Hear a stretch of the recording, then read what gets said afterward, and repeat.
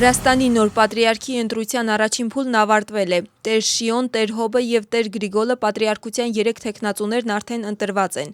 Իլիա II կողմից պատրիարքական աթոռի փոխանորդ նշանակված Տեր Շիոն ստացել է առավելագույն ձայներ՝ Սուրբ Սինոդի 20 անդամի աջակցություն։ Սա նվազագույն ձայների թիվն է, որն անհրաժեշտ է պատրիարք ընտրվելու համար։ Մրովելի Ուրբնելի մետրոպոլիտ Հոբն ու Փոթիի և Խոբիի մետրոպոլիտ Գրիգոլը ստացել են 7-ական ձայն։ Մնացած ձայները բաժանվել են ևս 3 թեկնածուների միջև, ընդհանուր առմամբ առաջադրված էր 6 թեկնածու։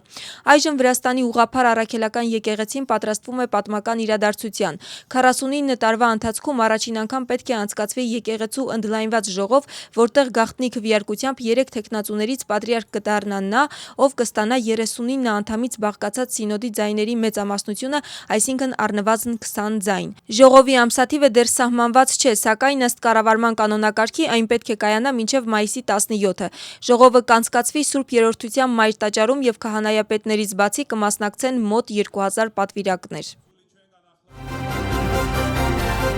Վրաստանի կառավարության կառուցվածքի լիազորությունների և գործունեության կարգի մասին օրենքում փոփոխություններն այսօր Վրաստանի խորհրդարանում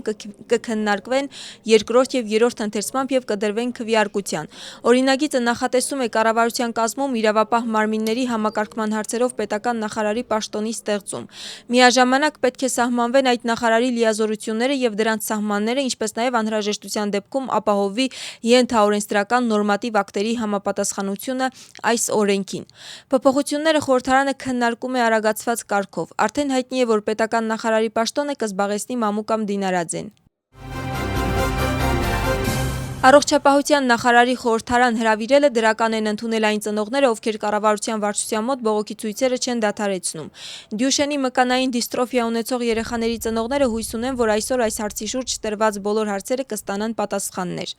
Վերջին տարիներին Վրաստանում շուկայում հայտնված դեղորայքային դեղամիջոցների ներմուծումը, պետական ծրագրի միջոցով ֆինանսավորումը և հետազոտությունների անցկացումը, սրանք են ցույցի մասնակիցների պահանջները։ Խոսքը մկանային թուլությամբ բնութագրվող գենետիկ հիվանդության մասին է։ Երկրում այս ախտորոշմամբ ապրում է մոտ 80 մարդ։ Առողջապահության նախարարը ծնողների կողմից խոսվող դեղամիջոցները անվանում է փորձարարական դեղամիջոցներ և հիմնվելով ամերիկյան և եվրոպական դեղագործական գործակալությունների տվյալների վրա, պնդում է, որ որոշ դեպքերում դրանք որոշակի երկրներում արդյունավետություն չեն ցուցաբերել, իսկ որոշ դեպքերում էլ վատթարացրել են առողջական վիճակը։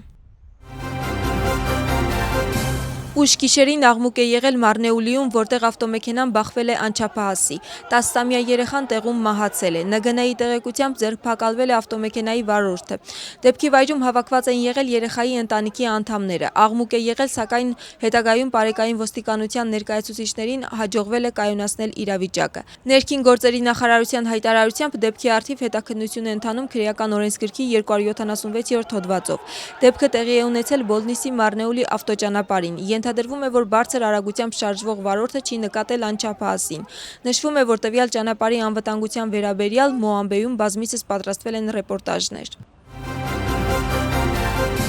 ԱՄՆ-ն պատժամիջոցներ է սահմանել 35 ֆիզիկական և իրավաբանական անձանց նկատմամբ։ Ամերիկյան կողմի հայտարարությամբ նշված անձինք և ընկերությունները օգնում էին Իրանին ստեղծել ստվերային բանկային համակարգ, որի միջոցով Թեհրանը ստացել է տասնյակ միլիարդավոր դոլարներ։ Միաժամանակ ԱՄՆ-ի ֆինանսների նախարարության օտարերկրյա ակտիվների վերահսկման գրասենյակը զգուշացնում է ցանկացած ընկերության, որը որևէ կերպ կաջակցի Իրանի կառավարությանը կամ Իսլամական հեղափոխության պահապանների կորպուսին, որ կհայտնվի խիստ պատժամիջոցների տակ։ ԱՄՆ-ի գանձապետարանի քարտուղար Սքոթ Բեսենթը հայտարարել է, որ Իրանի ստվերային բանկային համակարգը կենսական նշանակություն ունի նրա զինված ուժերի համար, խոչընդոտում է գլոբալ առևտրին և նպաստում է բռնությանը Մերձավոր Արևելքում։